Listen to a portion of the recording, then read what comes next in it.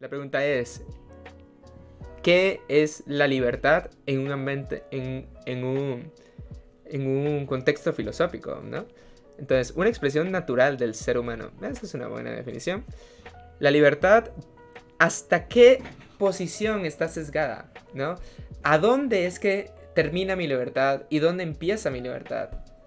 ¿Puede ser una persona genuinamente libre o está condicionada al ambiente que lo rodea?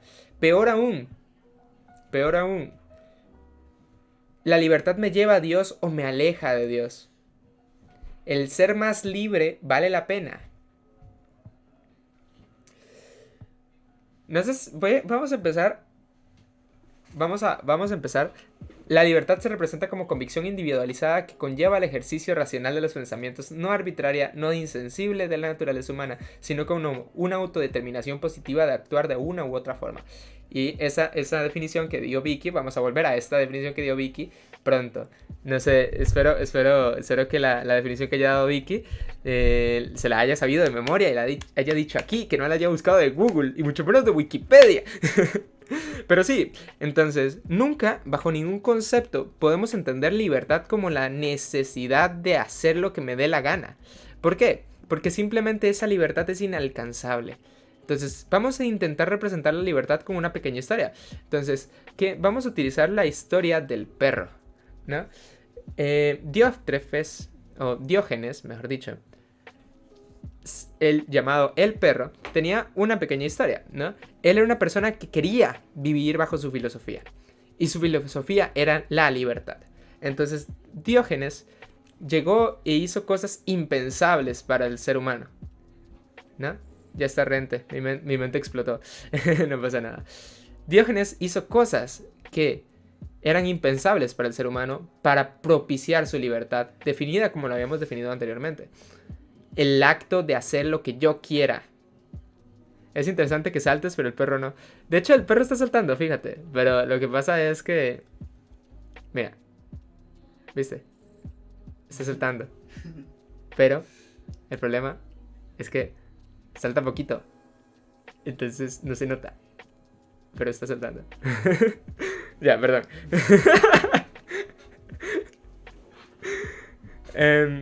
Después de este paréntesis. Ok, entonces, cuando nosotros hablamos de la libertad, vamos a la historia de Diógenes. Diógenes, entonces, él hacía cosas como, se le presentaba un rey, él lo trataba como cualquier inmundo. Él tenía ganas de ir al baño, lo hacía en medio del lugar donde estuviese.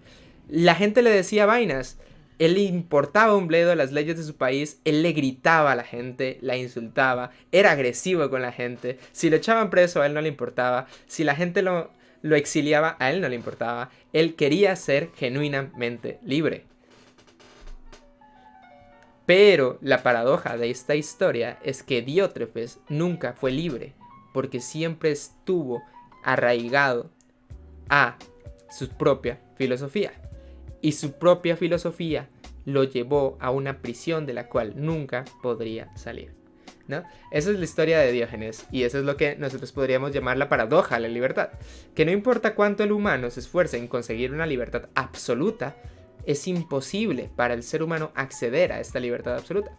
Entonces, nosotros, aquí, humanos, tenemos lo que nosotros llamamos una libertad neta. Pero esa libertad neta no puede pasar por encima de las cosas que le son imposibles. No podemos viajar o pasarnos una frontera porque nos van a detener. No podemos pasar por propiedad privada porque nos van a detener. Yo no opino eso. Bueno, mi hermano no opina eso porque el vato siempre allana casas, pero... Pero el punto es... La libertad empieza desde que empezamos a vivir. Tenemos ciertas libertades netas y podemos alcanzar un grado de libertad máxima, pero nunca podremos acceder a la libertad absoluta. ¿Qué pasa con un rey? Un rey tiene la posibilidad de hacer todo lo que se plazca, comer todas las comidas que quiera, cruzarse todas las leyes que quiera, y no está limitado por nada humano, pero está limitado a cosas de su propia naturaleza. Nunca, bajo ningún concepto, podrá dejar de comer ni dejar de beber sin morir por ello. Nunca podrá influenciar más allá sobre su cuerpo de lo que le es humanamente posible. Un rey no puede hacer lo que quiera, no es completamente libre. Entonces, llegamos a una idea. ¿Puede el ser humano realmente ser libre o no? No, no puede. Pero hay otra forma de definir libertad, que es la que presentó Vicky. La autodeterminación positiva de actuar de una u otra forma. Entonces, la libertad de yo poder escoger entre hacer algo o no hacer algo. Pero, aquí tiene una matiz. Suponiendo una condición. La libertad es no estar limitados por nada, ni por dinero ni distancias. Exactamente, ¿no? Si definimos libertad como la posibilidad de hacer una cosa u otra, aún así hay un problema. Y vamos a identificar cuál es el problema de definir libertad de esta forma. Y es que, supongamos de que yo estoy en mi casa, ¿verdad? Y yo digo, mira, como que se me antoja comprar algo en Wish. Pues resulta que Google va a estar viendo mi teléfono en todo momento, va a estar escuchando y me va a presentar vainas y publicidades de Wish. Y yo digo, quiero comida para perros, y Google va a empezar a publicitarme comida para perros. Entonces, ¿soy verdaderamente libre de escoger cuando las cosas se me presentan tan fácilmente en la cara? Porque es que la publicidad funciona. Yo veo un anuncio sobre una hamburguesa y quiero esa hamburguesa. En ningún momento yo tuve decisión sobre el tomar esa hamburguesa. ¿Por qué? Porque desde el principio alguien metió esa idea de comer esa hamburguesa en mí por medio de un cartel publicitario. ¿Tengo yo entonces libertad?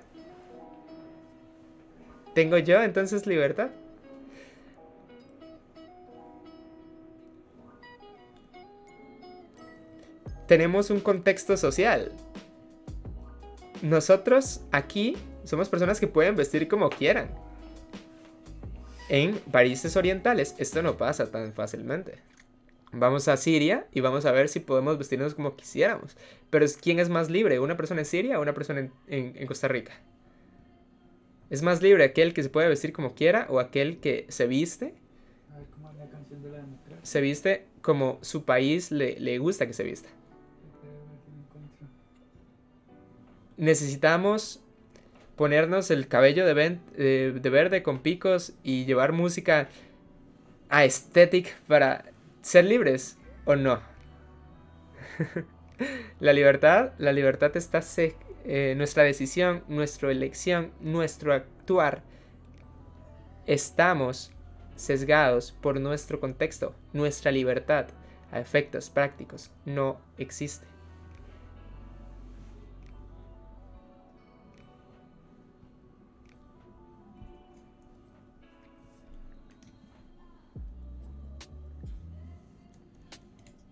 Vamos a algo más importante todavía.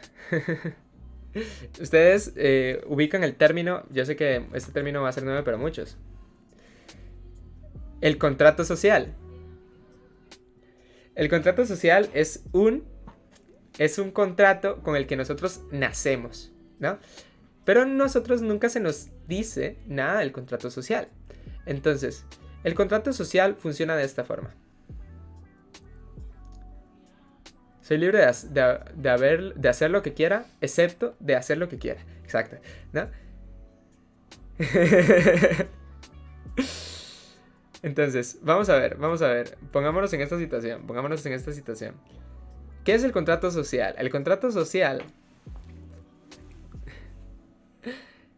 contrato social es un contrato que nuestros antepasados firmaron donde cedían un poco de su libertad a cambio de seguridad social.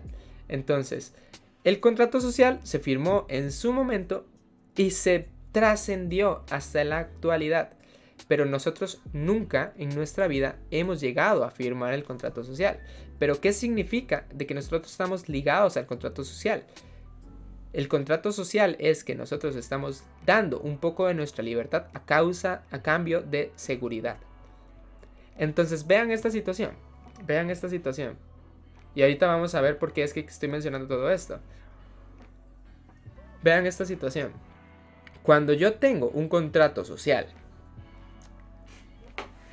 yo puedo ir a las calles y conducir en mi coche. Bueno, yo no tengo coche, pero ustedes me entienden. Y conducir en mi coche con las carreteras que el gobierno me ha proporcionado. ¿Por qué me proporciona el gobierno estas carreteras? Porque mis antepasados firmaron el contrato social. Pierdo libertades porque ahora tengo que dar derechos al gobierno, tengo que dar impuestos al gobierno y demás cosas, pero tengo beneficios a causa de haber cedido esta libertad, que es poder utilizar una carretera. Pero a mí nadie me pidió firmar el contrato social. Sin embargo, ahora ya no puedo en la actualidad no haber firmado el contrato social o no estar ligado a las consecuencias de este contrato social, porque todos los gobiernos del mundo reclaman, aunque sea una parte de algún territorio, y cada uno de los territorios de este mundo están por lo menos presentados por alguna institución gubernamental. Ya no puedo salirme del contrato social. Pero el contrato social no se limita únicamente a las cosas que el gobierno me está imponiendo. Pregunta existencial. Espérate, ahorita vamos con esa pregunta, cristalianos. Pero el contrato social no se limita a poder utilizar una carretera o no. A la gente, el contrato social le gusta cada vez más. Entonces, fíjense una situación. Nosotros tenemos en nuestro celular, en nuestra casa tenemos herramientas que se utilizan para llamar. Celulares, se les llaman. No sé qué serán esas cosas, ¿no? Pero aquí, en estos celulares, tenemos una total vigilancia por medio de... el que quiera a nosotros vigilarnos de la forma que nos dé la gana, lo podría hacer por medio de nuestros celulares. Y miren poco a poco el avance que nuestros celulares ha avanzado a tal punto que nosotros tenemos que ceder permisos para que las diferentes aplicaciones que utilicemos nos quiten a nosotros libertad. Entonces, firmamos un pacto o un contrato con estas empresas, limitándonos a nosotros mismos por privilegios que antes no teníamos. Y el contrato social avanza hasta lo que tenemos en las manos.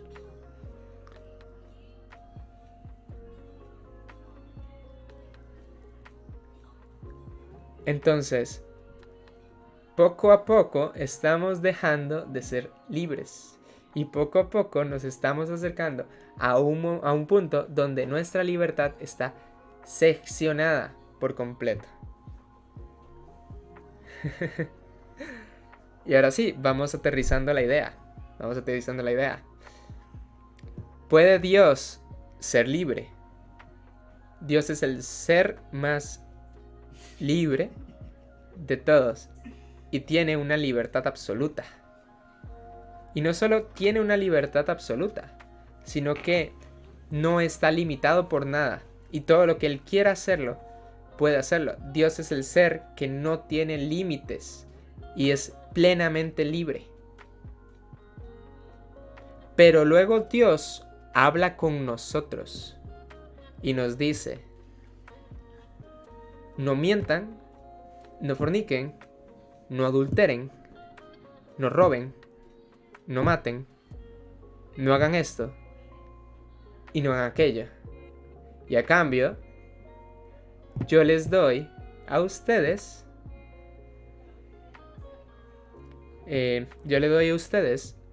un poco, yo le doy a ustedes ciertas ventajas que ustedes en el pasado no han tenido. ¿Cuáles son esas ventajas? Bueno, una mejor sociedad, un mundo más acercado a Dios. ¿Que esto no les parece lo mismo que un contrato social? Dios es el ser subsistente, es decir, es el ser que existe por sí mismo, sin necesidad de ningún otro para existir. Posee la plenitud del ser, sin ninguna limitación ni deficiencia. Entre las cualidades inherentes del ser subsistente se encuentran simplicidad, perfección, omnipotencia, omnisciencia, bondad, inmutabilidad, eternidad, infinitud, omnisciencia, trascendencia, inmanencia, personalidad y espiritualidad. Estoy en contra de 3 de esos, pero entiendo el punto. Inmutabilidad. No solo inmutabilidad, también simplicidad. Y yo sé que esa trascendencia se refiere a un nivel temporal, ¿no? Entonces, por eso digo que... por eso digo que no puedo responder a esa del todo, porque hay que ser sinceros, yo soy neoclásico. No, mentira. Pero sí, es bromeando, cristalianos. Solo quería liberar un poco de tensión por este tema tan ambiguo, ¿no? Entonces, ¿quién es más libre? ¿Aquel que está con Dios o aquel que está sin Dios?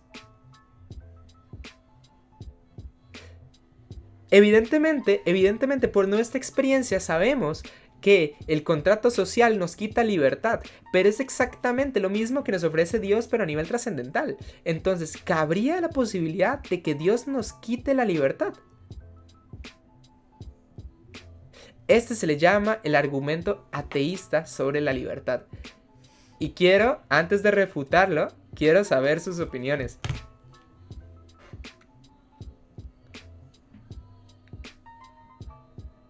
Antes de refutar esta vaina, este es mi argumento ateo favorito. O sea, es el argumento ateo más fuerte que yo conozco. De verdad que es el argumento ateo más fuerte que yo conozco. Y a mí me encanta este argumento. Y de hecho un día se los voy a plantear a Bau y a René porque quiero escuchar opiniones. Pero entonces, ¿cómo refuto yo este argumento? Porque la implicación necesariamente es que Dios nos quita libertad. Entonces no me es conveniente Dios porque yo puedo querer libertad. Entonces, el argumento lo fui planteando por media hora, pero vamos a intentar replantearlo. La libertad absoluta no existe. Necesitamos una libertad máxima. La libertad máxima es a lo que nosotros queremos aspirar. Y nosotros queremos aspirar a esta libertad máxima, cediendo nuestra seguridad por libertad. Nosotros queremos aspirar al máximo ser posible. Sin embargo, Dios nos dice, no forniquen, no adulteren, no mientan, no hagan estas cosas a cambio de seguridad social. Entonces, Dios me está quitando mi libertad, evitando que mi máximo potencial sea despertado. Ese es el argumento ateísta de la libertad. ¿Teísta o ateísta? Ateísta de la libertad. Quiero que ustedes lo analicen, lo refuten y luego yo les doy la explicación del argumento.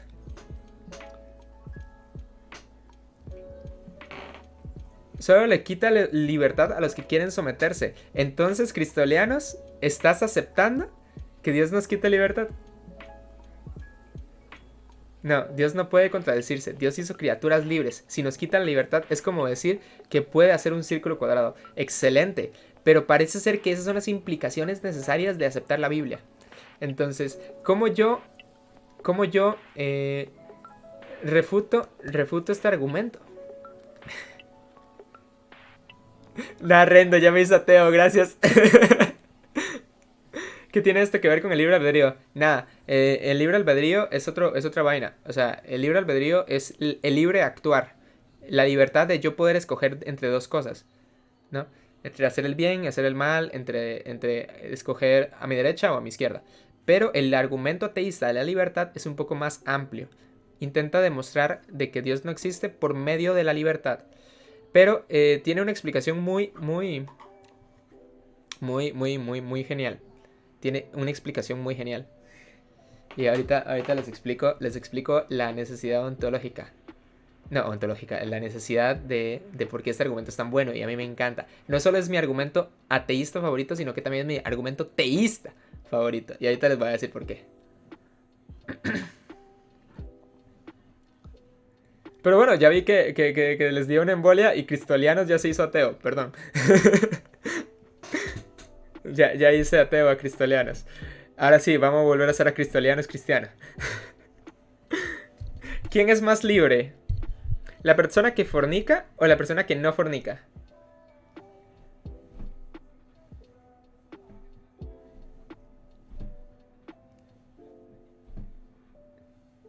Sí, es que, Vicky, estas son las mismas preguntas que... Estas son las mismas preguntas que me hiciste Vicky, ¿cómo que? Vicky.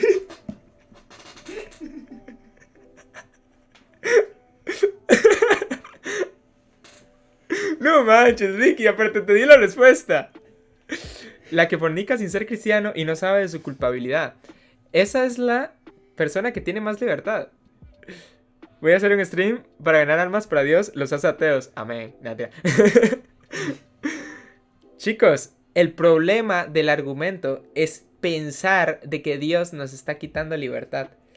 Pero no solo eso, el problema es el cómo se argumenta que Dios nos está quitando libertad. El problema es pensar que quitarnos la fornicación, quitarnos el adulterio, quitarnos la mentira, quitarnos el pecado, es quitarnos libertad. Ese es el problema del argumento ateísta. ¿Por qué? ¿Quién es más libre? ¿Aquel que puede abstenerse de pecar o aquel que peca?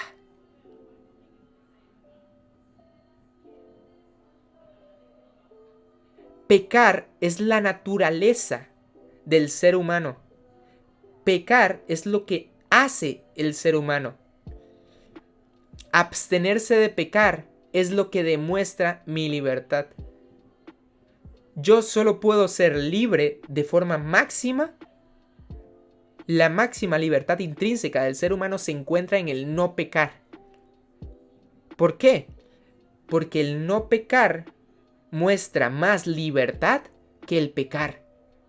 Cuando yo puedo decir a mis instintos, no quiero hacer esta cosa, es ahí donde yo tengo control sobre mis instintos mostrando libertad. En el momento donde yo tengo una adicción a la pornografía y yo digo a esa adicción a la pornografía, no, es ahí donde yo tengo control sobre esa adicción y es ahí donde yo soy genuinamente libre. Por lo tanto, no se puede obtener una libertad genuina si no es con Dios, porque Dios nos dice cómo ser genuinamente libres. Y nos quita nuestra libertad espiritual, sí, pero también nos quita nuestra esclavitud humana. Nos quita nuestros deseos carnales. Nos da templanza, mansedumbre y nos da la posibilidad de dejar el pecado, que es lo que nos ata y es lo que nos esclaviza. Así como a Diógenes lo esclavizaba su filosofía, a nosotros nos esclaviza el pecado. Y el quitarnos el pecado nos hace libres genuinamente, porque ahora tenemos la posibilidad de controlar nuestros deseos. Y controlar nuestros deseos es lo que nos hace verdaderamente libres en la definición que planteó Vicky. Así que solamente podemos ser libres si Dios existe. Si Dios no existe, entonces no podemos ser libres.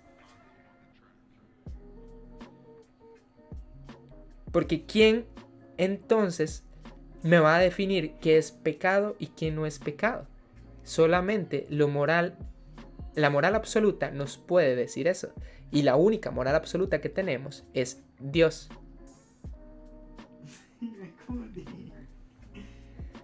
Recapitulamos. La persona libre es la que evita, no la que va con la corriente. Se lo voy a poner en palabras cristianas. Pecar es algo que yo no puedo dejar de hacer. No pecar es lo que me vuelve libre. Soy libre del pecado al dejar de pecar. ¿Me entienden? Entonces, el problema es pensar en que fornicar me hace libre. El problema está pensar en que mentir me hace libre. Al contrario, me hacen esclavos. El pecado me hace esclavo de la humanidad. Y es por eso que el argumento no funciona, a pesar de que es muy bueno. Y Dostoyevsky lo define, o sea, no lo define, así como yo lo dije. Este es un argumento diferente al que plantea Dostoyevsky. Pero Dostoyevsky va un paso más allá con respecto a lo que es la libertad. Entonces, sí, media hora hablando sobre sobre un... Lo va a poner Ahora tengo una pregunta filosófica para verme inteligente. lo ponen. Fúname. Quiero ver, fúname, Kevin. Yo creo que hizo Cristo hace 2000 años. Sí.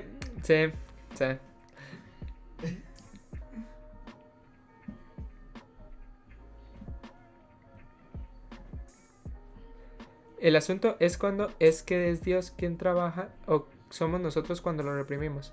No entendí. Perdón. Entonces sí, chicos, más o menos ahí les planteé la postura.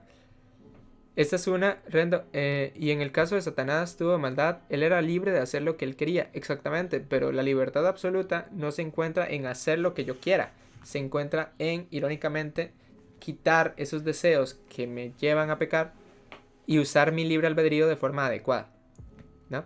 Entonces la libertad absoluta, la libertad máxima a la que puede aspirar el ser humano es específicamente la libertad que va en contra del deseo que me lleva a la autodestrucción. Entonces, tenemos libre albedrío. La libertad se encuentra en la moral. Sí, para mí sí. Me parece que la libertad me parece que la libertad se encuentra en específicamente el hacer lo que yo deseo hacer, lo que yo quiero hacer, ¿no? Entonces, Pablo lo dice más bonito. Lo dice más bonito. Lo que no quiero hacer, eso hago. Y lo que quiero hacer, eso no hago, ¿no? Entonces, Pablo es esclavo del pecado porque él quiere hacer algo y no lo puede hacer. Y quiere... Volvió a ser libre. Qué bueno. Entonces, si yo quiero dejar de pecar, gracias a Dios puedo dejar de hacerlo. Sin embargo, si yo no me acerco a Dios, no sabré que debo alejarme de esto, por lo tanto seguiré esclavizado. Entonces, la única forma en que el ser humano puede ser absolutamente libre de forma máxima, sin contar contrato social, evidentemente, porque contrato social es una libertad que yo no escogí perder. Quiero decir, es una libertad que yo no escogí perder. Prefiero a Bernabé. Sí, prefiero a Bernabé. Sí, prefiero a Bernabé. Prefiero muchísimo más a Bernabé. Ya me ofendí.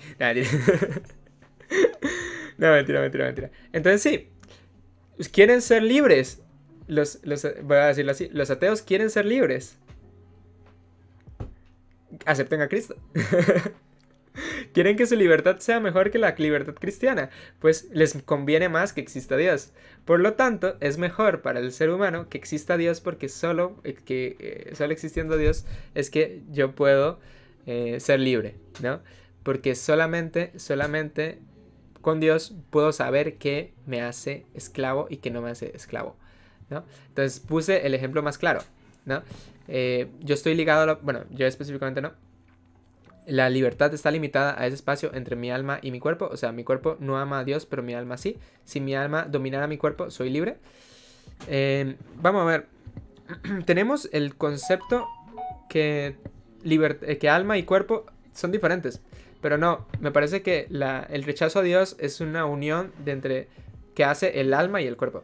Entonces, el cuerpo no es culpable de lo que piensa, pero el alma no es culpable de lo que hace el cuerpo. son mutuamente culpables porque trabajan en conjunto. Entonces, si mi cuerpo se encarcela en el pecado, mi alma vivirá en el pecado también. Ujú. Pero sí. Por eso no sean fisicalistas.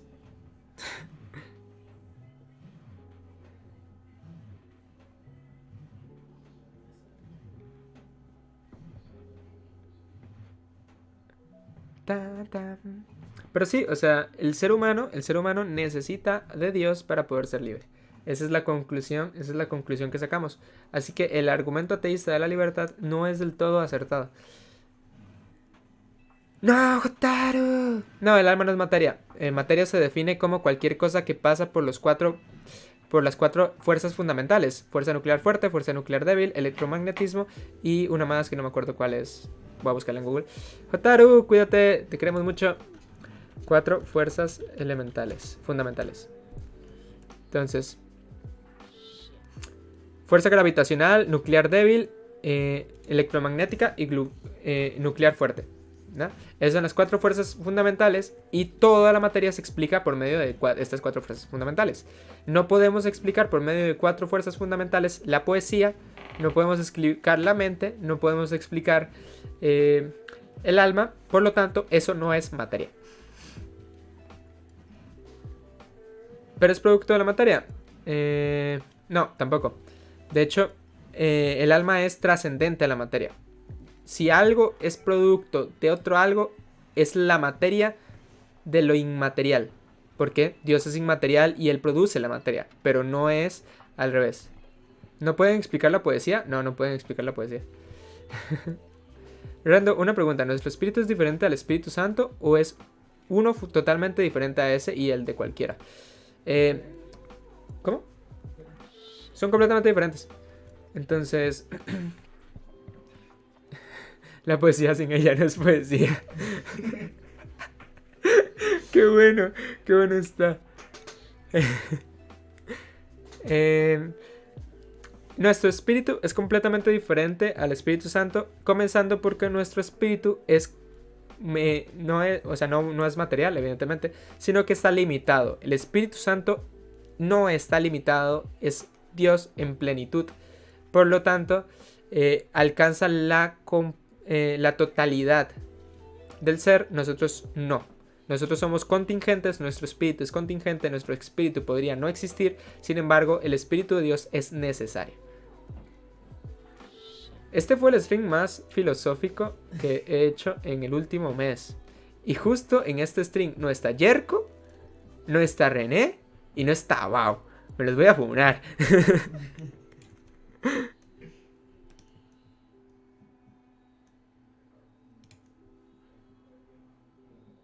Ah, es cierto, no pasé el Twitch, qué torpe. me acabo de dar cuenta que hice el Everyone sin pasar el link de Twitch. Sí, lo que...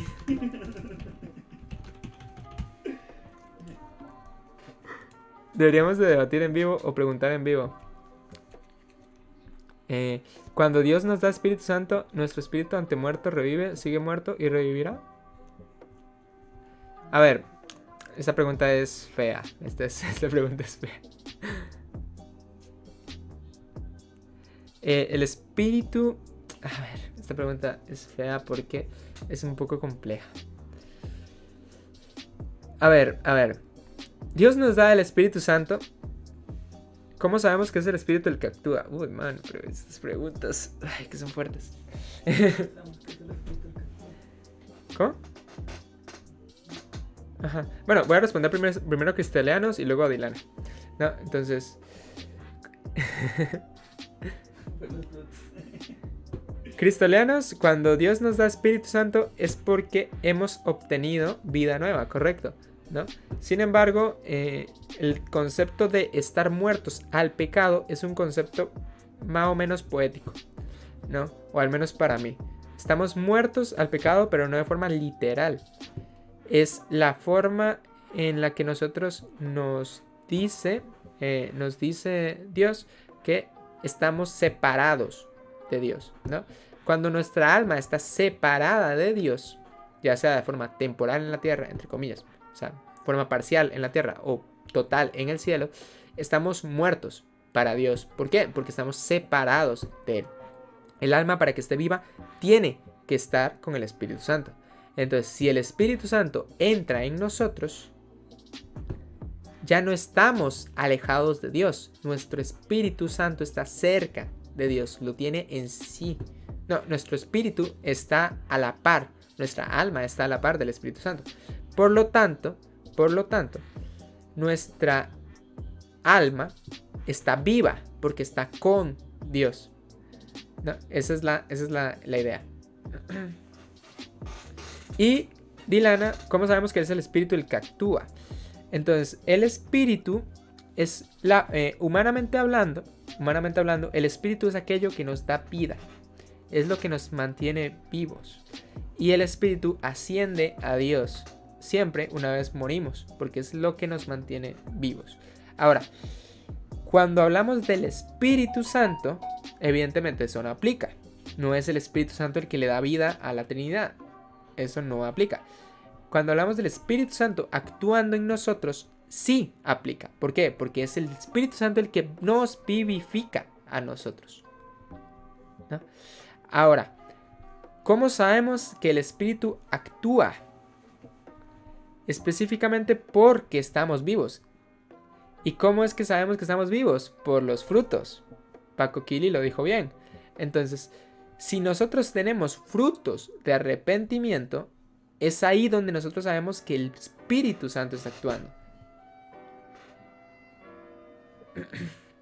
Porque nosotros mostramos nuestra fe por nuestros frutos.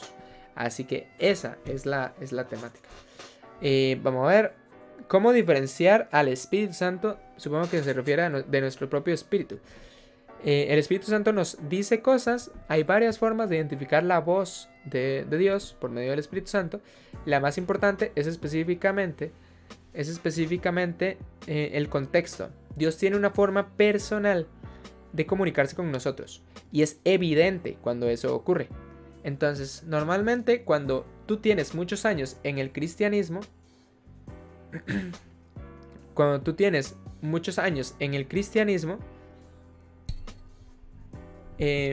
vas a tener muchas cuestiones, ¿cómo se dice? Cuando tú tienes muchos años en el cristianismo, tú vas a tener mucho contexto. Entonces Dios se te habrá respondido a ti muchas cosas en el pasado. Y entre más cosas te haya respondido Dios, más seguro estarás de que en el futuro te responderá. Porque ya sentirás cómo habla contigo. Entonces, supongamos un ejemplo. Tú tienes que contarle un chiste a un amigo. Si es la primera vez contándole un chiste a tu amigo, tú no vas a saber si se va a reír o no. Pero si llevas 30 días contándole chistes a tu amigo, tú vas a tener como una probabilidad más alta de que el chiste siguiente que le cuentes vas a poder predecir correctamente si le va a gustar o no le va a gustar.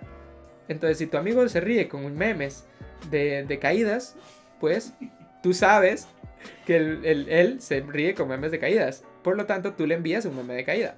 Algo similar ocurre con Dios, salvo por la parte de los memes y todo eso, ¿verdad? No puede ser que haya utilizado el paralelo de Dios para explicarlo, o sea, explicar a Dios con memes. Eso es lo más bajo que he caído. Viendo videos de gente cayéndose. Exacto. Continuamos con la idea, ¿no? Continuamos con la idea. Cuando un ser propiamente trascendental se comunica con nosotros, es evidente cuando se comunica con nosotros. Y entre más se haya comunicado con nosotros, más vamos a saber identificar cuando él se comunica. Así como los memes, si sabemos que nuestro amigo se ríe con X meme, sabemos cómo se ríe él en promedio y por lo tanto vamos a tener un más grado de confianza cuando le enviemos un siguiente meme. Si Dios se ha comunicado con nosotros en el pasado, y sabemos que en el pasado se comunicó con nosotros de cierta forma, la siguiente vez que se comunique con nosotros, tú vas a saber que se está comunicando con vosotros. Por ejemplo, un ejemplo que siempre pongo, mi mamá, por algún motivo extraño, cuando Dios le habla por Facebook. Y tú te quedas como, qué extraño, Dios hablando por Facebook. Bueno, puede pasar. Puede pasar. Sin contexto suena raro. Sí, o sea, sin contexto suena raro, pero como yo conozco a mi mamá, digamos, yo sé, y mi hermano ahorita se está riendo porque mi hermano me da la razón. A mi mamá Dios se le comunica por Facebook. Y nosotros hemos dicho, no, ¿será que ella le cree todo lo que sale en Facebook? Y nosotros le hemos mandado vainas por Facebook para ver si llega diciendo cosas. Y no llega diciendo cosas, entonces algo raro hay ahí, ¿no? El punto es que si Dios en el acto pasado ha actuado de cierta forma especial, en el futuro vamos a saber de que eso puede pasar. Y bueno, sabiendo que eso puede pasar, bueno, ya no nos extrañará tanto. Entonces, si mami llega un día y dice, vi por Facebook X cosa, vamos a hacer esto, nosotros no vamos a decir, ¿cómo mami por Facebook? La primera vez sí que fue así. Las primeras veces es como, mami, ¿cómo le va a creer algo de Facebook? O sea, pero luego nos dimos cuenta de que Dios sí le habla por Facebook. Entonces, como que, mira, qué casualidad, qué curioso. Bueno, vamos a hacerle caso, aunque sea por Facebook, ¿no? Porque ya sabemos, ya tenemos más contexto de cómo le habla Dios a mi mamá. Ahora, siguiente pregunta. ¿Cómo sabe? No. ¿Nosotros somos trinos? No, somos tripartitos. Ahora, esa es una terminología un poco extraña. Dios es trino. ¿Qué significa que sea trino? Que tiene 3 personas y un solo ser. No voy a ahondar en temas porque nos da una embolia cerebral a todos. Pero,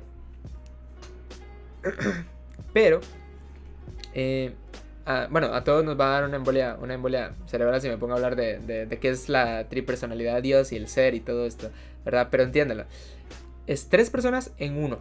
Nosotros somos 3 cosas que actúan en conjunto. Entonces, nosotros tenemos un cuerpo, un alma y un espíritu. Eso si eres dualista tricotómico. Si eres fisicalista, lo siento, esto no aplica para ti. Vete, no sé, a un stream de fisicalistas y ateos. No, mentira. Es que el fisicalismo es negar que existe el alma, básicamente. Y esa es la idea. Esa es la idea, ¿no?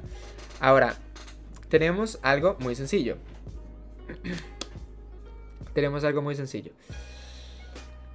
Dios es 3 personas en un ser. Nosotros somos 3 cosas que no son personales actuando en una persona. Si quieren decirlo de una forma más bonita, no aplica, no lo usen, no lo digan. Simplemente entiéndanlo. No es exacto lo que les voy a decir. Dios es 3 personas en un ser. Nosotros somos 3 seres en una persona. No aplica porque nosotros no somos 3 seres, pero más o menos entiéndanlo así. Somos 3 sustancias diferentes que actúan en una misma persona. 3 cosas que nos vivifican, puede ser más bonito decirlo. Es que el término ser aplica al conjunto de las 3 cosas, no a cada una de las cosas individualmente. Pero depende a quién le preguntes. El alma es un ser, el espíritu es un ser diferente y el cuerpo es un ser diferente, ¿no? Depende de la persona a la que le preguntes. Lo que pasa es que cuando una vez están unidos, los 3 forman un mismo ser. Porque es como el cuerpo. Nadie entiende bien cómo funciona esta vaina. De hecho, sigue siendo uno de los enigmas más grandes del universo. Pero más o menos funciona así, ¿no? 3 cosas funcionando en una misma persona. Y ahora, finalmente, lo que Dilana dice. ¿Qué pasa si un ateo actúa de manera correcta? ¿Qué lo motiva? Pueden ser 2 cosas. Puede ser un altruismo heredado, que haya visto a gente actuar altruistamente y haya querido actuar altruistamente también. Entonces eso eso puede pasar. O sea, ya empieza en el mandamiento. Espérate, Rick, que nos pusimos filosóficos y creo que tú no viste mi argumento ateísta sobre la libertad. Qué bárbaro, Rick. Di mi argumento ateísta favorito y no estuviste.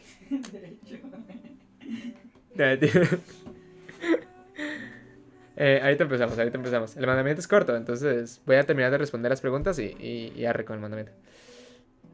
Lo vi cuando estabas jugando a Minecraft. No, vieras que no. No, porque cuando estábamos jugando a Minecraft te lo resumí. Pero ahora lo di completo. Y de hecho es completamente diferente. Yo te lo di completamente diferente. O sea, te lo di súper diluido. Prácticamente se lo funaron al render. Sí, o sea, te lo di diluido. Yo casi hago ateo a cristolianos con mi argumento. ¿Viste? Nada, te lo cuento cuando tengamos a René y a Rick y a Bau ahí en un voice. Ahí les comento la vaina, porque es buenísimo, man, a mí me encanta.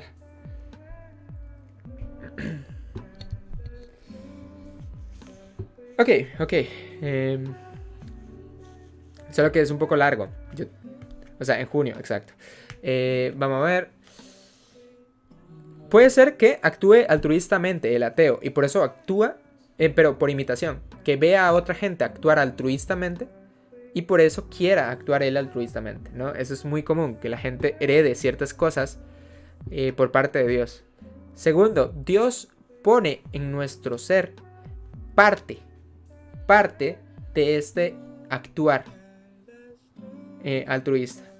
Por lo tanto, una persona cuando nace tiene parte de su esencia, o en parte de él, hay cosas como por ejemplo el no matar. Hay cositas que vienen ya default por haber nacido. Pero hay otras cosas que no pueden ser imitadas. Por ejemplo, el deseo de misionar por Dios. El deseo de querer morir por otros. El deseo de hacer el bien para que Dios sea glorificado. Este tipo de cosas no las hace un ateo. Hay cosas que un ateo no hace porque dependen necesariamente de Dios, porque es para glorificar a Dios. Ahora, hay cosas también, que esto quiero comentarlo, que los ateos hacen, y nosotros también a veces hacemos, de forma no altruista, que son buenas, pero que no tienen deseos altruistas. Por ejemplo, ¿por qué es que uno se mata estudiando? Porque quiere llegar a graduarse algún día. Si no se quisiera graduar algún día, no estaría estudiando en este momento. ¿Me entienden? Muchas veces hay motivaciones dentro del ser humano que lo... Nadie se mata estudiando, buen punto. Hay motivaciones en el ser humano que lo fuerzan a actuar altruistamente. Se quiere sentir bien consigo mismo y por eso hacen las cosas que hacen. Pero su deseo de hacer el bien nace de sí mismos. Nuestro deseo de hacer el bien nace del cielo. Nace de Dios específicamente.